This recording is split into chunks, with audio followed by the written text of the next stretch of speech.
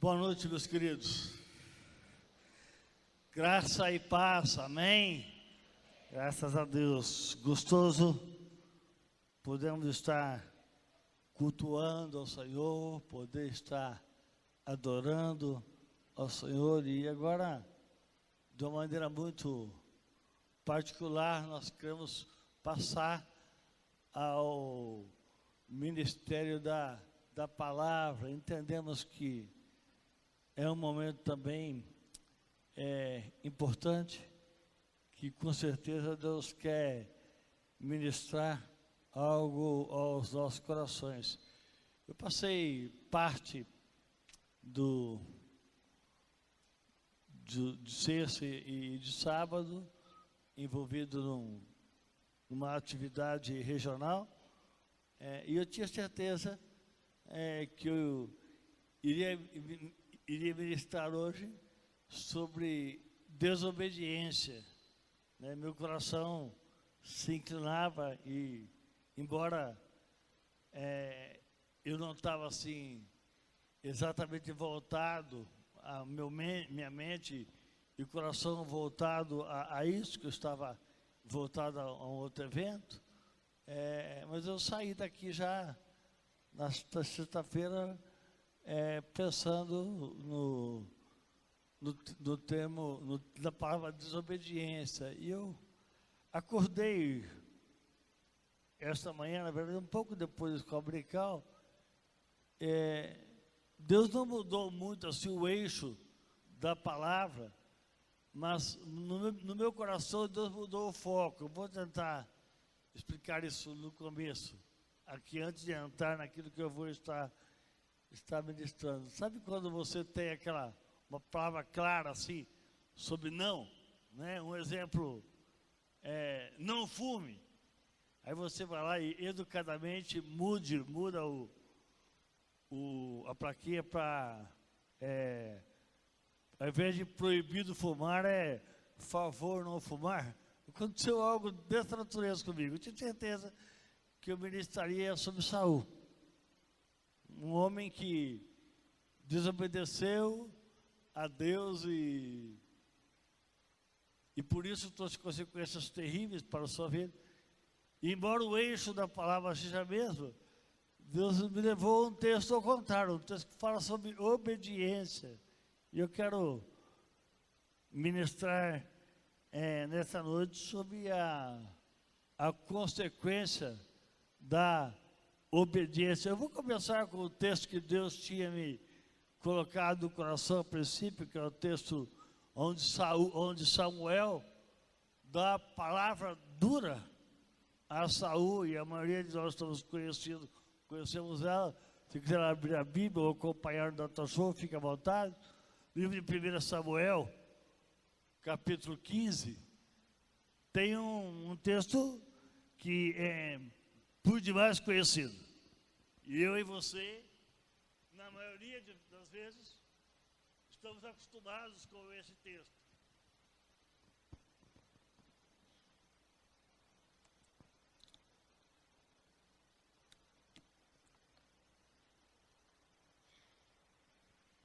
Com a minha habilidade, né, abrir garrafa, segurar o microfone e falar, é pedir demais.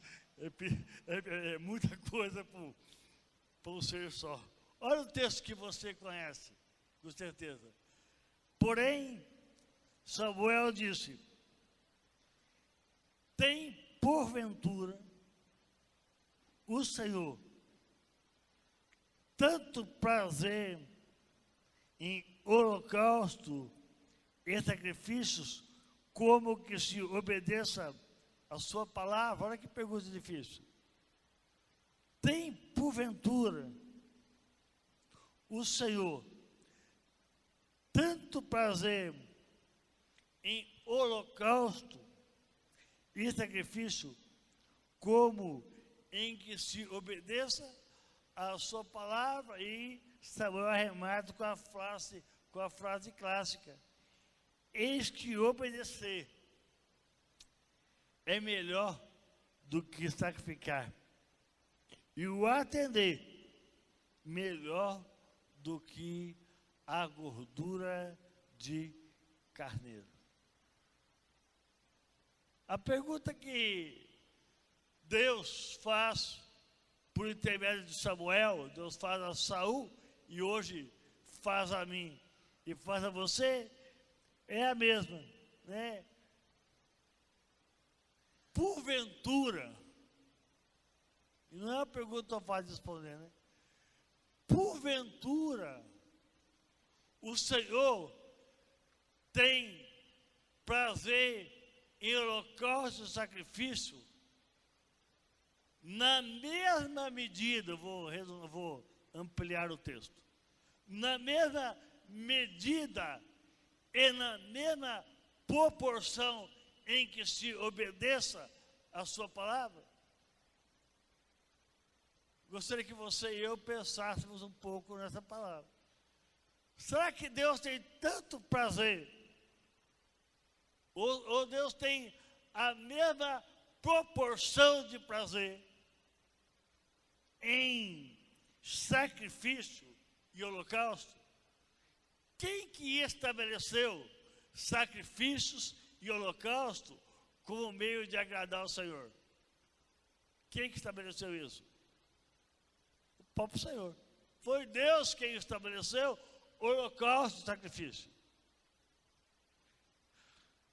Mas ele fala, olha, eu me agrado com o holocausto, eu tenho alegria disso, eu tenho prazer no holocausto, mas a pergunta é essa, eu tenho o meu prazer, Deus perguntando, né? Será que eu tenho o mesmo nível de prazer em holocausto e sacrifício, como eu tenho obediência? Nós não temos hoje mais holocausto e nem sacrifício. Mas nós temos nossas práticas rotineiras e religiosas. Você está no meio de uma delas agora. Um culto. Quem estabeleceu o culto como forma de adoração foi o Senhor. Mas é possível que mesmo eu e você, obedecendo as instituições divinas, obedecendo não, vou melhorar o português aqui. Eu e você podemos cumprir as ordenanças divinas sem obediência. Eu temo, e temo mesmo, em pensar que neste exato momento, eu, ou talvez alguns de nós, Deus queira que não, possamos estar envolvidos em algo bom, que é o culto,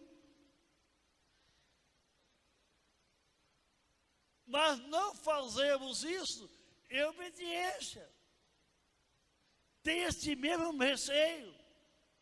Quando eu vejo algumas práticas, como por exemplo, entrega do dízimo, que é evidente que é uma ordenança divina. Mas às vezes, alguns de nós fazemos a ordenança divina, contudo não temos um coração obediente. Só estou falando de coisa boa. Temo que alguns de nós tenhamos uma prática regular, por exemplo, de jejum, talvez semanal, talvez 2 vezes por semana, talvez cada 15 dias, cada mês, eu não sei qual seja a tua prática de jejum, mas de repente você e eu estamos lá, envolvidos com ofertas, envolvidos com jejuns, envolvidos com leitura bíblica, envolvidos com o culto, mas o nosso coração é soberbo. E eu gostaria de, nesta noite, começar lembrando a você que sacrificar não é ruim. Deus tem prazer em sacrifício. Deus tem prazer em jejum, meu querido. Deus tem prazer, sim, em leitura bíblica diária. Deus tem prazer, assim, na entrega dos dízimos, na entrega das ofertas, nos sacrifícios que você faz a Ele fisicamente, financeiramente, emocionalmente. todo sacrifício, ou a maioria deles, tem com certeza a aprovação divina. Contudo, a declaração de Deus, através da boca de Samuel, a Saul, ela é maravilhosa. E eu não sei se eu sou mais bobinho do que você, mas se não tivesse nas Escrituras, claro e definitivamente, eu não saberia isso, que obedecer é melhor do que sacrificar. Talvez você tenha uma percepção melhor do que a minha, mas eu fui tanto criado em ritos, eu fui tanto acostumado com os rituais religiosos, eu fui tão formatado no jeitinho religioso de ser, que eu só sei e só percebo que obediência é melhor do que sacrifício, porque está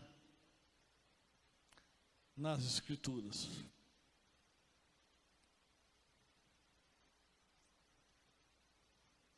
Tem um texto que você também conhece de cor, e eu acho ele maravilhoso. Esse texto eu sei que a maioria conhece de cor mesmo. Eu peguei na versão de Mateus, mas esse texto está nos 4 evangelhos. Mateus, Marcos, Lucas e João. Palavra que Jesus, que Deus, o Pai, declara a Jesus, o Filho, na ocasião do batismo.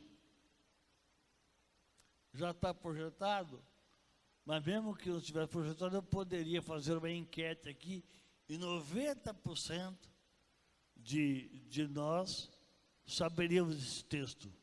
Já que está projetado, vamos ler juntos? Vamos lá? Eis que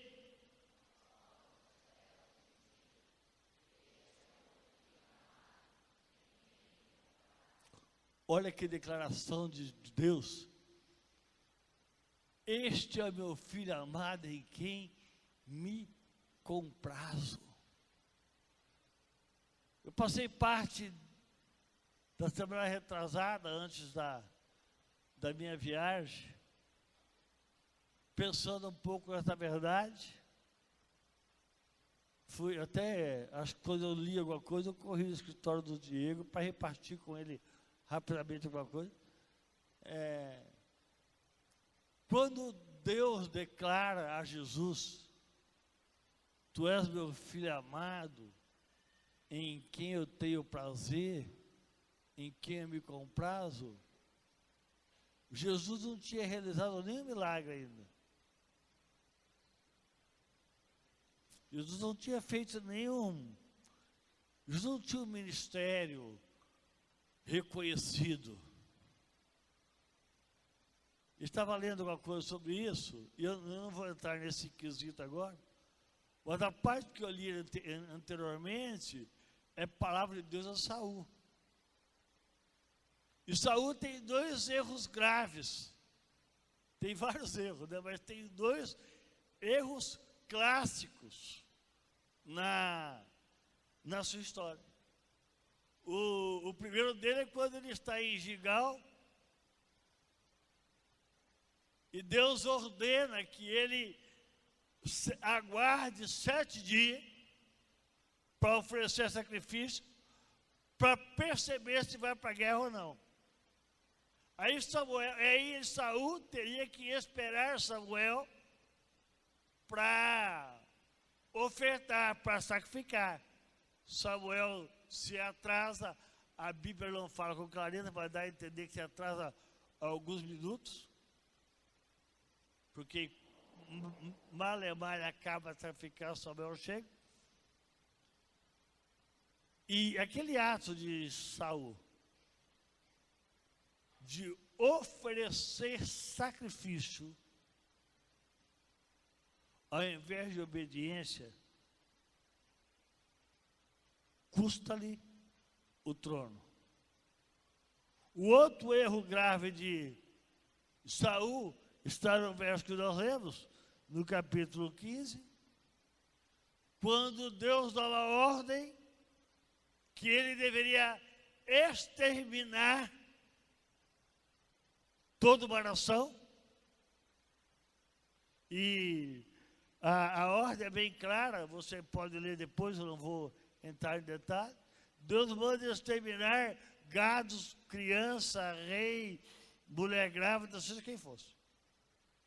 E ele guarda. Olha o que Saul faz. Ele guarda o rei, eu estou tentando lembrar aqui o nome do rei agora. Quem for bom de Bíblia me ajuda. Ele guarda, ele separa o rei, esqueci o nome do rei agora aqui.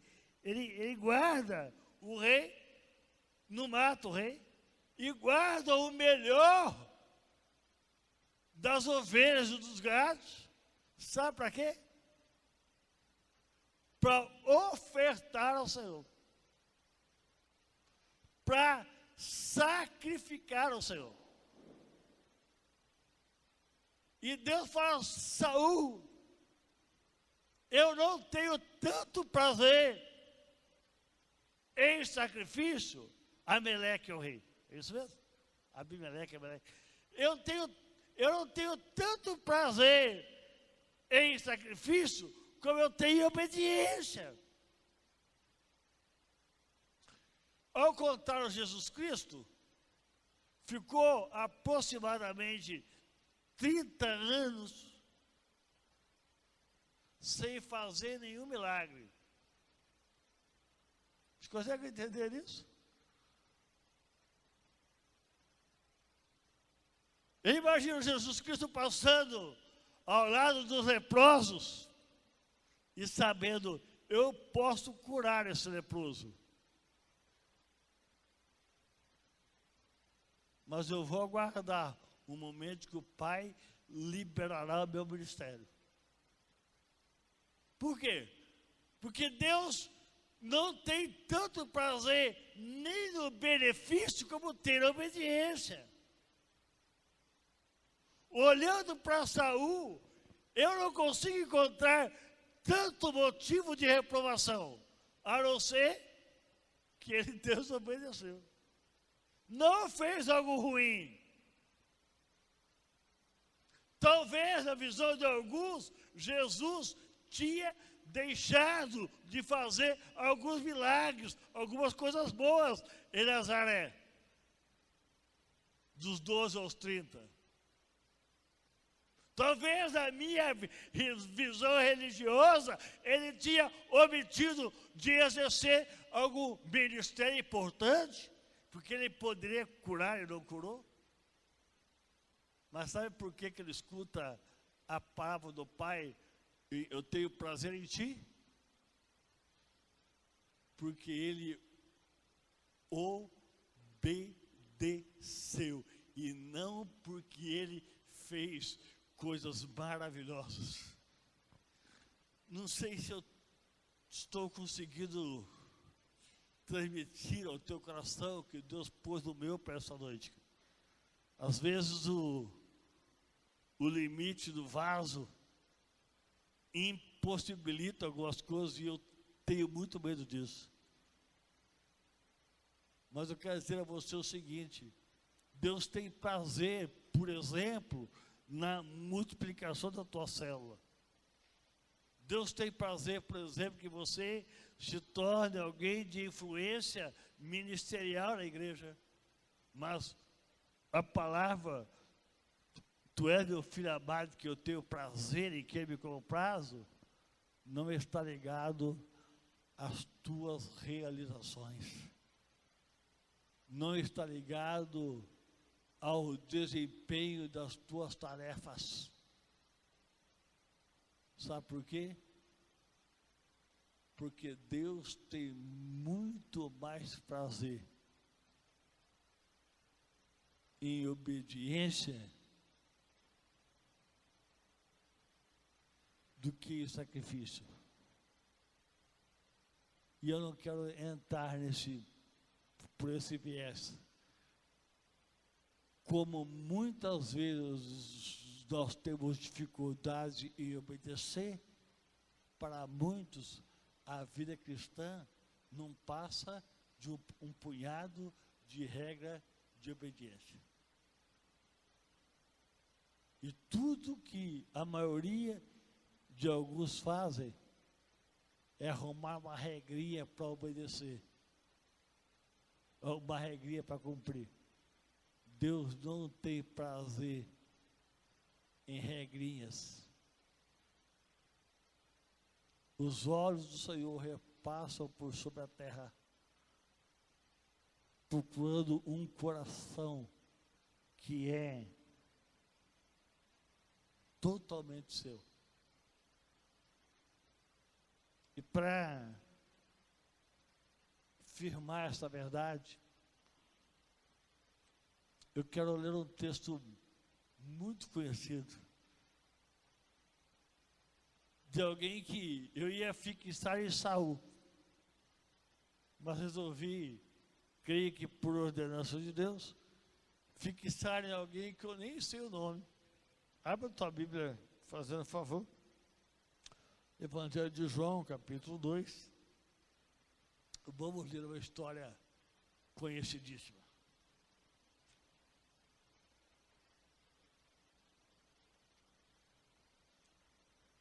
Evangelho de João, capítulo 2, eu vou ler do 3 ao 11.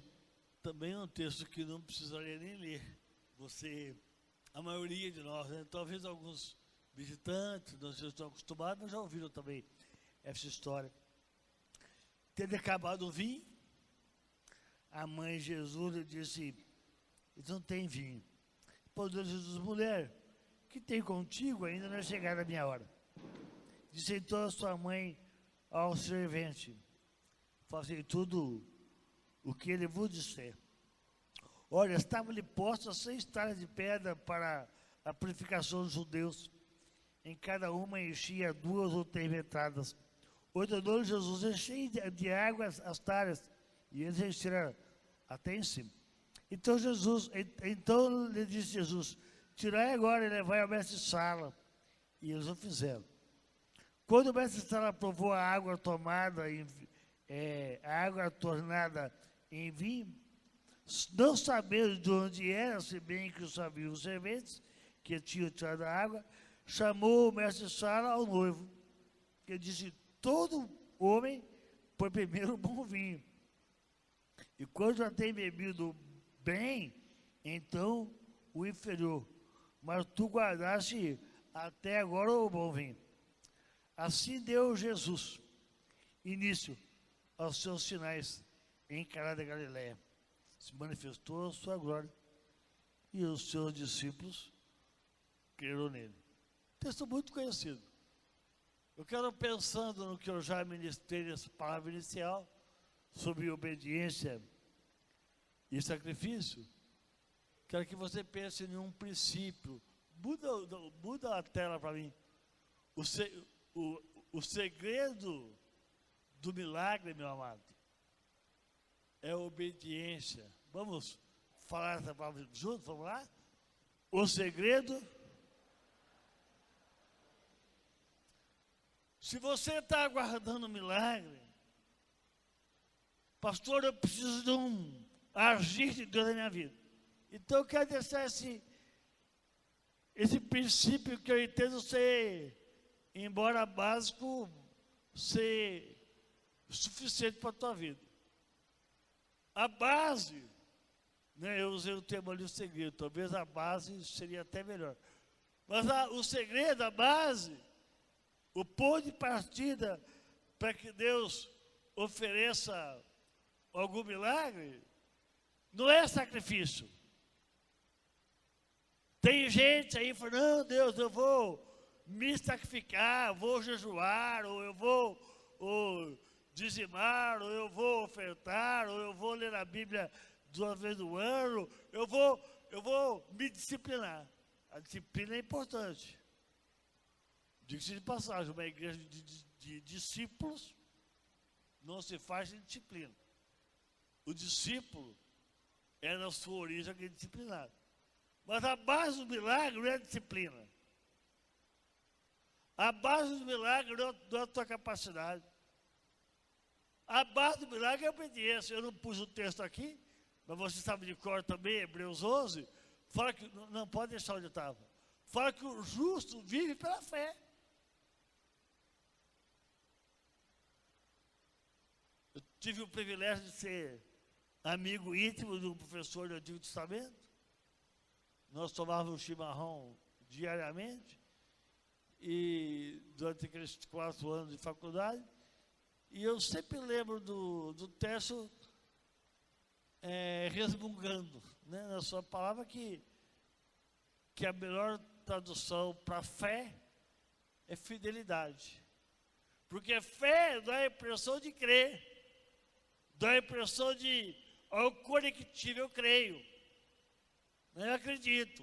Fé não está ligado a acreditar, fé está ligada a ser fiel. O justo vive na medida da sua fidelidade. Para ficar no meu texto aqui, o justo vive na medida da sua obediência. Quando ele lê as Escrituras, ele obedece. Quando ele descobre o princípio bíblico, e ao invés de retrucar, ao invés de argumentar, ao invés de arrumar justificativa, você pode ter justificativa para tudo. Já contei isso para vocês aqui. Na minha adolescência, eu devia ter uns 14, 15 anos, e teve um júri simulado, né, na cidade, junto com a Igreja Católica, e eu fui chamado para defender Judas. Fui advogado de Judas. Né, e aí, eu criei tanto argumento que, no final das contas, Judas foi absorvido. Né, e eu provei que Judas era o homem responsável pela ressurreição. Se Jesus tivesse morto, Judas seria responsável pela morte. Argumento da minha mente. Se Judas tivesse morto, Judas era o homem da morte. Como Jesus ressuscitou, Judas era o homem da ressurreição. Argumento. Agora, quantas coisas da Bíblia você tem lido e tem argumentado contra? Perdão, por exemplo, o Diego ministrou tão bem de passado que eu achei que era eu. Tinha certeza. Assim, deve ser eu. Está indo bem demais. Né? E foi tão bem que eu tinha certeza que era ele que estava pregando. E você foi muito elogiado, né? E você acredita que tem crentes e argumentos contra o perdão? Não perdoo, e eu tenho motivo para não perdoar. Porque eu não vivo pela fé. Vivo pelo argumento. O segredo do milagre, querido, está na simplicidade da obediência. Melhor o texto para mim, coloca ali, ó, está na simplicidade da obediência. Vou ter que pegar esse irmão outras vezes, vai ficar melhorado. Né? Nós alcançamos o milagre quando simplesmente obedecemos. Vamos ver algumas ordens. Eu pus 3 ou 4, aqui tem mais. Algumas ordens, ó. Disse, olha o que Maria falou. Crente tem uma dificuldade imensa de citar Maria, não sei porquê, né? Uma mulher fantástica, maravilhosa, referência na Bíblia de maternidade, de modelo feminino, é Maria. Se não é Maria, esse milagre não acontece. E olha o que Maria fala. Então disse a sua mãe, ao servente, fazei tudo o que ele vos disser. Querido, esse foi os princípios que Maria ensinou para mim e para você. De princípio de sermos totalmente obedientes ao Filho. O milagre que só aconteceu porque Maria, na sua sabedoria, disse ao servente: olha, não discuta não, obedeça o menino aí. Se ele mandar fazer, faça. E tem algumas ordens de Jesus que são estranhas. Eu não sei quais eu pus aí, vai mudando para mim, fazendo favor. Olha algumas ordens que Deus dá a Oséias. Tomara, ainda bem que foi só para Oséias, né? Deus disse assim a Oséias: é Deus, né? Vai, toma por esposa uma mulher de prostituição, filha da prostituição. Ô pastor, está certo isso? Para Oséias estava, Deus mandou. E ordem de Deus é ordem de Deus. Eu gosto desse versículo que eu pus aqui, e pus até de uma maneira meio irônica, eu não vou ministrar sobre ele, só para você guardar na sua casa. Olha se Deus deu essa ordem para os profetas de hoje, né? Eu não sei se eu seria pastor. Olha o que Deus fala para Isaías, né? No mesmo tempo falou o Senhor por intermédio de Isaías, filho de Amós, dizendo: vai. Isso podia ficar legal. Solta os teus roubos, o pano grosseiro de profeta, e tira o pé calçado. Assim ele fez. Indo de que jeito? Despide descalço. Só que bonito o profeta peladão e descalço. Deus mandou, querido. É Bíblia. Ordem de Deus não é para ser razoável. Ordem de Deus é para ser obedecida. Pastor, o que o senhor acha de um profeta profetizar despido e descalço? É melhor eu não omitir opinião. O que o senhor acha, pastor, de Deus mandar o Zé casar com a prostituta? Eu não vou omitir opinião também. Deus mandou. Deus tem prazer em obediência, querido. Deus não tem prazer em ser compreendido. Deus não tem prazer em ser reconhecido. Deus tem prazer em ser obedecido, em ser adorado. Nós precisamos desmistificar. Eu vou rapidamente tocar em dois assuntos aqui. Muda o texto, para mim eu não lembro. Ó, a ordem do nosso Deus não são para serem obedecidas prontamente e com alegria. A ordem de Deus é para ser obedecida de maneira rápida e alegre. Eu já dei esses exemplos várias vezes. Desculpa o repeteco. Mas a ordem de Deus é sempre para o meu bem. Às vezes, nós achamos que a ordem de Deus ela é proibitiva. Achamos que o mandamento de Deus é para cercear minha liberdade.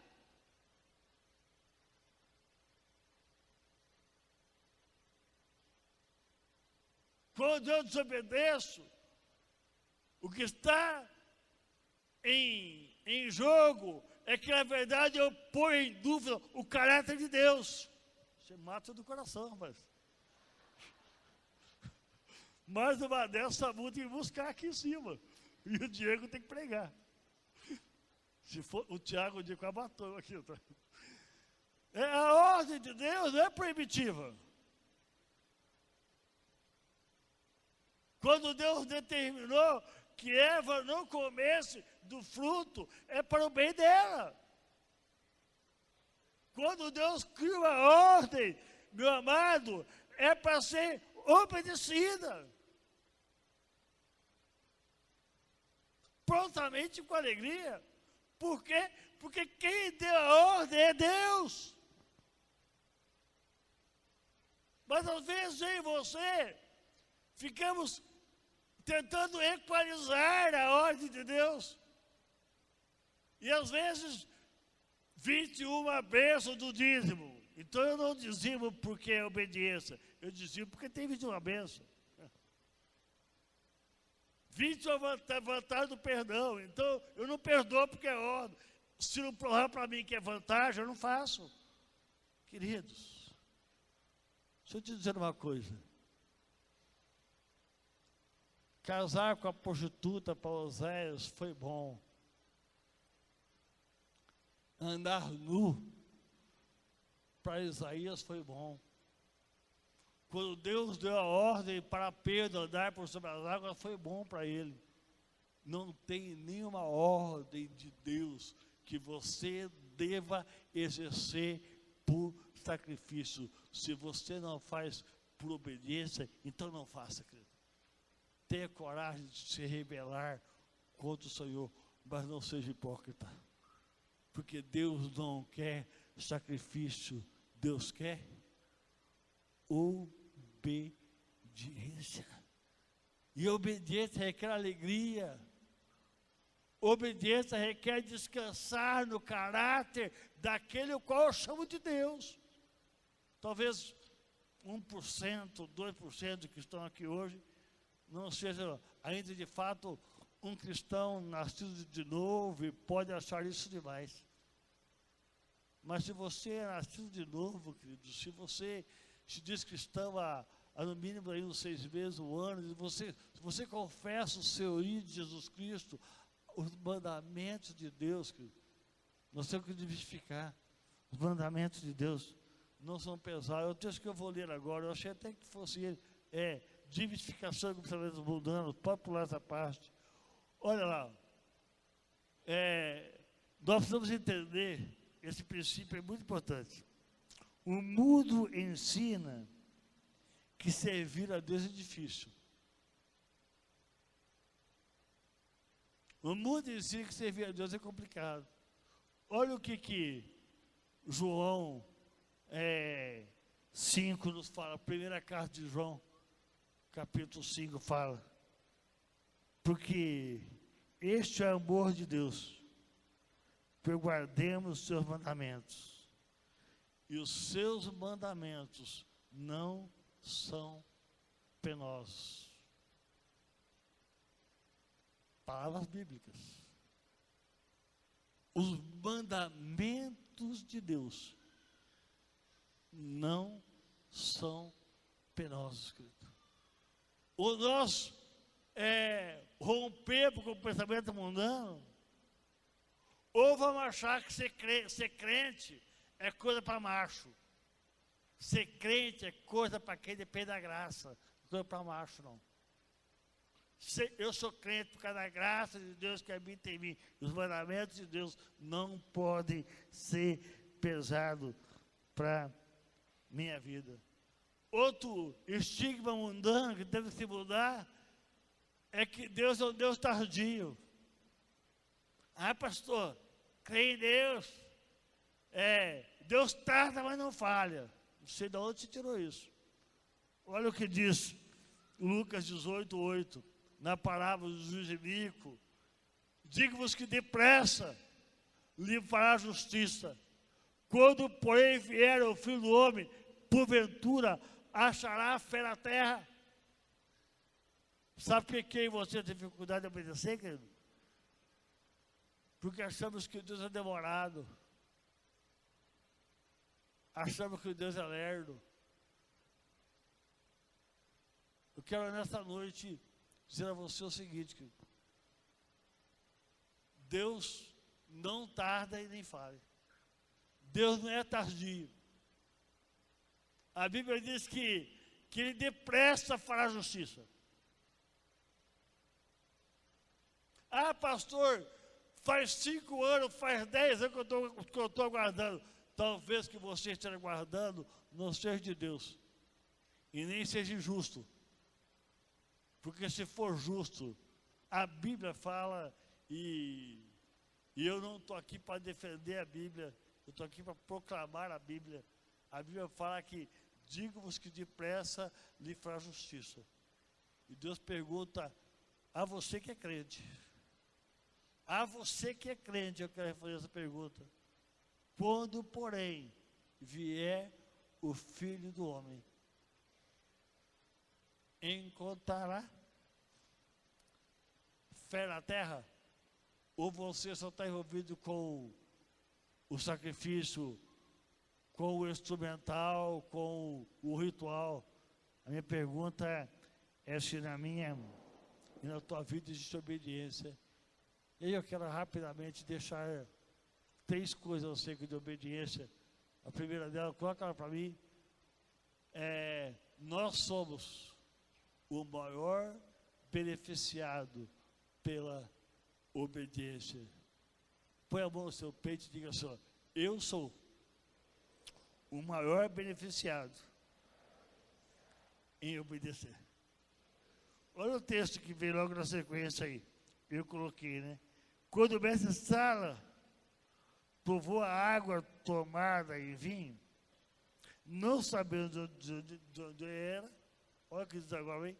Se bem que o servente sabia. Que o noivo não sabia do milagre. O pai do noivo que pagou a festa não sabia. Na época, o pai da noiva dava dote. O pai da noiva que tirava do dote não sabia. O mestre estava não sabia. Quem que sabia do milagre? Quem obedeceu. Aquele garçom, sem nome. Aquele grupo de garçom. De um privilégio de um casamento muito bonito. Diga de passar, esse mês eu lavei a égua de casamento gostoso. Hein? Fui em 3 casamentão. Uma festa maior que a outra. Dos 3 eu não sabia nem dizer qual foi o mais gostoso. Tenho certeza que os pais do noivo estão pagando as festas até hoje. Mas sabe quem que foi o mais importante dessa festa aqui? Foi o garçom. Porque o garçom obedeceu. Não foi o pai do noivo, não foi o pai da noiva, não foi o vestido da noiva, não foi o sermão do pastor. Porque o maior beneficiado pela obediência é você mesmo. Eu não sei o que Deus tem te pedido. Eu não sei quais os caminhos que Deus tem te desafiado. Mas eu quero relembrar o que diz o profeta Amós, o texto está ali. Certamente, o Senhor não fará coisa alguma, sem ter revelado seu segredo aos seus servos. Muda o texto para mim, Fábio. Os profetas. Deus não fará nada sem revelar aos seus servos. Servo aqui, uma palavra bonita, o termo exato é escravo. Deus tem prazer em repartir com aqueles que lhe obedecem. Deus tem prazer em revelar segredo, não a camada clerical, não os famosos, não os doutores. Deus tem prazer em repartir. Olha o que diz João, capítulo 15, eu vou caminhar. Não vos chamo de servo, porque o servo não sabe o que faz o seu Senhor, mas vos chamo de amigo. Porque tudo quanto ouvi do meu Pai, vos dei a conhecer. Sabe quem é o maior beneficiado pela obediência, querido? Aquele que tem a graça de praticar. Segunda palavra que eu quero deixar com você nessa noite, ainda acerca de obediência, é que a minha obediência gera alegria para os outros. Eu não vou ficar aqui detalhando muito, já estou indo para o tópico, estou encerrando. a minha obediência gera alegria não só para mim, mas para quem está perto de mim. Eu gosto muito do texto que eu pus até na sequência em João 7, 37, 38, fala assim: no último dia, o grande dia da festa, levantou-se Jesus e exclamou: quem tem sede, vem a mim e beba. Olha o 38, que fantástico. Quem crê em mim, como diz as Escrituras, do seu interior correrão rios de água viva. É que às vezes nós achamos que o convite de Deus é só para quem tem sede vir e mata a sede. Aí me diz que além de eu matar a minha sede, do meu interior vai fluir. Aí me diz que do meu interior, dessa versão aqui diz que vai correr. Eu quero liberar essa palavra especialmente sobre você que está nessa semana, essas 7 semanas, por obediência a nós, envolvido na casa de paz. Do teu interior, meu amado, vai fluir rios de água viva. A casa que você entrar vai ser abençoada. Sabe por quê? Porque quem crê em mim não só matará a sua sede, mas do seu interior fluirão rios de água viva. Talvez aquele garçom não bebeu nem um pouco do vinho, mas ele serviu o vinho para a festa inteira. Sabe por quê? Porque a minha obediência gera em mim satisfação. É verdade, mas a minha obediência também gera alegria nos outros. Eu sei que salvação é individual, mas a Bíblia fala que havendo um justo, Deus salva a cidade. A Bíblia fala que um cônjuge santo santifica o marido. A Bíblia fala: crer no Senhor Jesus, ele será salvo tu e a tua casa. Sabe por quê? Porque tendo um obediente, a nação inteira é abençoada. Santa laba rabarita laba santa labaia. Quero liberar sobre a tua vida, meu amado, uma palavra que a tua obediência, presta bem atenção, e não a tua competência. Vou repetir isso.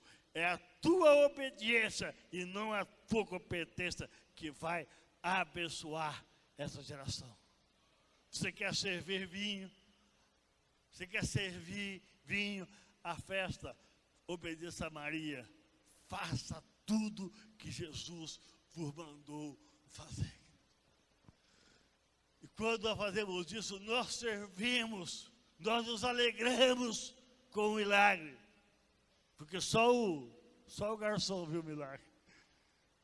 E servimos o milagre. Nós nos alegramos em servir a nossa geração como fruto da nossa obediência. E para a tua alegria, eu vou encerrar esse sermão. Essa é a melhor parte, sabe a verdade? Você fica animadinho, né? Quando eu falo assim, vou encerrar. Quando eu desço, então, você fica feliz da vida. Agora vai acabar a verdade, né? Então já vou descer. E vou encerrar essa palavra. Última palavra eu quero deixar ao meu e ao teu coração. Na minha obediência, Deus é glorificado. Vamos ler esse slide juntos? Vamos lá? Na minha... Eu quero encerrar com essa palavra. Coloca o texto para mim, Fábio, fazendo um favor. Assim, deu Jesus início aos seus sinais em Caná da Galileia. Manifestou a sua glória. E os seus discípulos creram nele. Sabe, querido, se eu concluir dizendo algo ao teu coração, eu gosto sempre de concluir aqui embaixo. Quer dizer a você que a medida exata da minha obediência vai gerar fé nessa geração de incrédulos. E a minha obediência é capaz de produzir a glória de Deus no meio desta geração, querido. Minha esperança é que nós não sejamos afoitos como Saul. Saul não fez muita coisa errada. Vamos falar a verdade? Fazer um sacrifício em Gigal era coisa pequena. Poupar o rei Abimeleque, se não me engano, e poupar os bois para ofertar a Deus, não era nada assim absurdo, né? Mas Deus não cria sacrifício. Deus cria obediência. Se você tivesse a autoridade e poder de Jesus, você aguentaria andar até os 30 anos para a Rua da Galileia, passar por leproso e não curar? Eu não sei. Eu não sei se eu teria esse prazer. Eu acho que eu ia curar antes dos 30, pelo menos meia dúzia. Porque, afinal de contas, eu posso curar. Jesus não tem prazer no teu serviço. Ele tem prazer na tua obediência.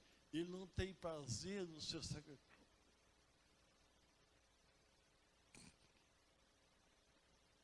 Seu sacrifício. Ele tem prazer que você abra mão daquilo que é razoável para você. Para mim é loucura Isaías profetizar pelado. Querido, eu não sei se eu pagaria esse preço. Ia ser um horror também, né? Ia escandalizar meio mundo. A pessoa, eu arrancar a roupa de profeta e andar descalço e pelado. Ninguém merece isso, né? Mas é obediência, querido. Talvez você seja um cristão, pensando agora em Jesus, tá? Aos 28 anos e meio, falta um ano e meio só para 30. Acho que eu vou adiantar aqui, eu vou curar o leprosozinho. Deus não vai se importar, enquanto curar o leproso é bom. Deus não tem prazer em que você seja útil. Deus tem prazer em que você seja obediente. Sabe por quê, querido? Porque obedecer é melhor do que sacrificar. Eu quero convidar você a encerrar este culto no lugar onde eu particularmente creio que flui a bênção. Sabe, queridos, eu não tenho autoridade, talvez para ministrar sobre obediência, talvez eu não seja o melhor exemplo para ministrar sobre a tua vida sobre obediência. Eu também tenho meus percalços, e se você me conhece um pouquinho além do culto, se você já sentou na minha sala mais que 10 minutos, se você já tomou um chimarrão comigo, você sabe que se tem alguém que não tem nada de perfeito, sou eu. Quando eu prego a você sobre obediência, eu creio em um Deus que me capacita a obedecer na força e na graça do Espírito Santo de Deus. A menos que você tenha muito motivo, e você pode ter, a menos que você tenha um motivo muito forte, eu quero te convidar a vir para o altar, colocar a sua vida diante de Deus. Nós vamos clamar a Deus que nos dê espírito de obediência e temor, em nome de Jesus. Vem para o altar, eu quero abençoar a tua vida. Logo em seguida, o pastor Diego vai estar encerrando a reunião. Vem para o altar. Talvez você fale, pastor, eu tenho várias coisas que eu tenho desobedecido. Eu não tinha nem pensado nisso. Eu não tinha nem pensado nesse momento de encerramento. Eu vou ficar sem música hoje. Eu quero um silêncio absoluto enquanto eu encerro esse culto. Vai voltar. Se você sabe algumas coisas,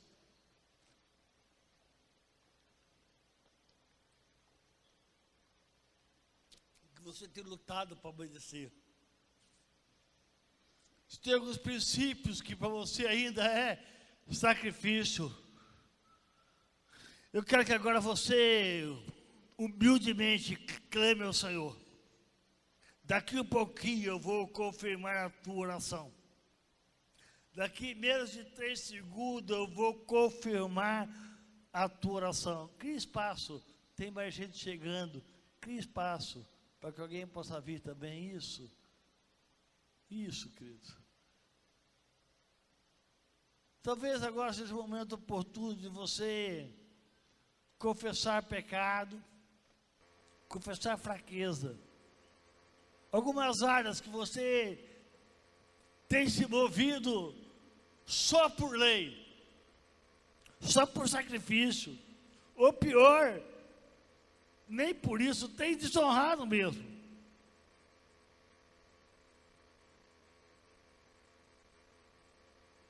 Alguma área que você tem dito, pastor, Éder, eu estou em completa rebelião,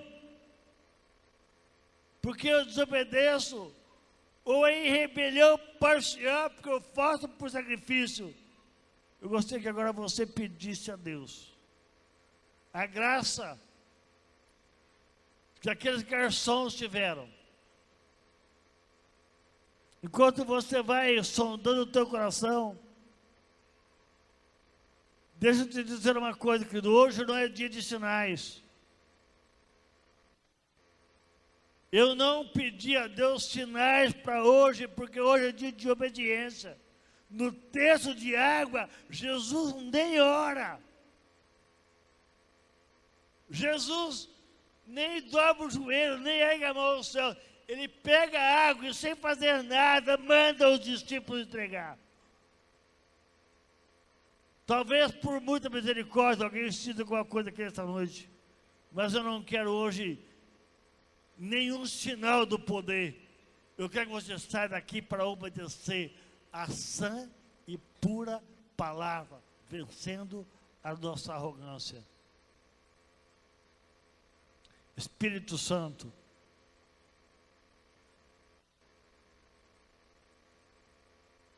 eu quero, neste momento, na autoridade da palavra, na autoridade do nome de Jesus. Pai, eu sei que é possível se fazer uma igreja na base de sacrifício, Pai. Eu sei que não é totalmente rejeitado por Ti, ó Pai, alguns atos sacrificiais. Mas eu quero pedir, Pai, nos dê a graça de sermos uma igreja obediente. Pai, eu sei que é tolerável. Espírito Santo, eu sei que é até certo ponto aceitável, Pai, algumas famílias se estruturarem para a base do sacrifício, para a base do suportar uns aos outros. Mas, Pai, não nos deixe viver assim. Nos dê um ambiente familiar obediente, Pai. Pai, nos dê a leveza da obediência. Pai, tem aqui no altar alguns irmãos meus, irmãs minhas, Pai, com a vida financeira, ó Pai, cheia de dificuldade.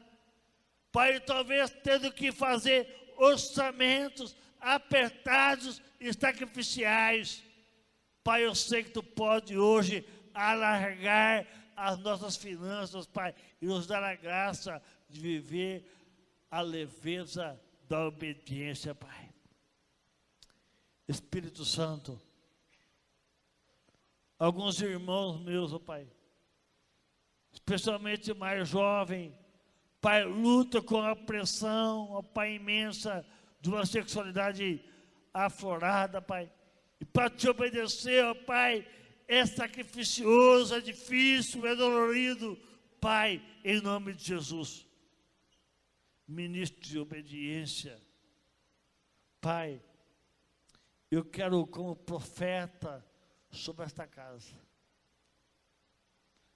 pedir que tu tire do teu povo o peso do sacrifício e coloque em nós, o teu povo, a leveza da obediência, Pai. Nós queremos, ó Pai, não preceito sobre preceito, não lei sobre lei, não um pouco aqui, um pouco lá. Queremos te servir, ó Pai, na graça da obediência, que uma unção seja liberada sobre a minha vida,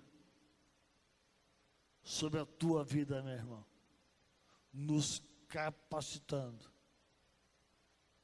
ao cumprirmos a graça da obediência, que isso abençoe a mim, abençoe a você, que através de nós abençoe os irmãos e irmãs que estão em contato conosco, especialmente nesse tempo de uma ação evangelística que é a carne de paz. Que a nossa obediência gere glorificação em nome de Deus. É a minha oração, em nome de Jesus.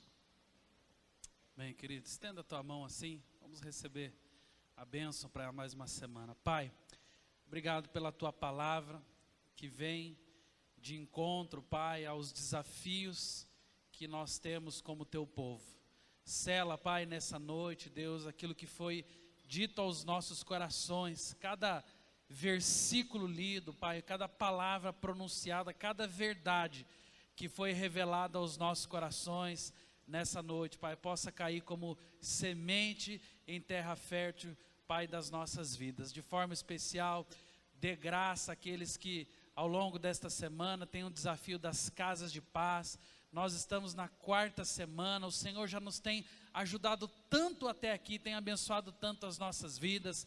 Pai, de forma especial também eu oro para que o Senhor nos dê graça como nação, como povo brasileiro. Pai, nós estamos passando um tempo também de decisões, um tempo também de desafios.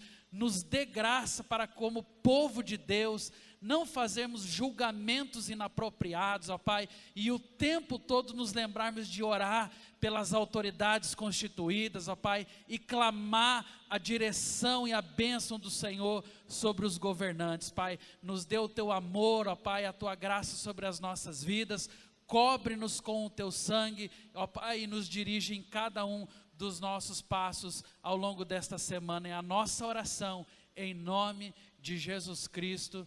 Amém, graças a Deus. Antes de você sair, o nosso irmão Cheirinho pediu autorização para estar vendendo alguns objetos que vai ajudar a vida dele lá em São Paulo. Ele é nosso seminarista, então se você quiser compartilhar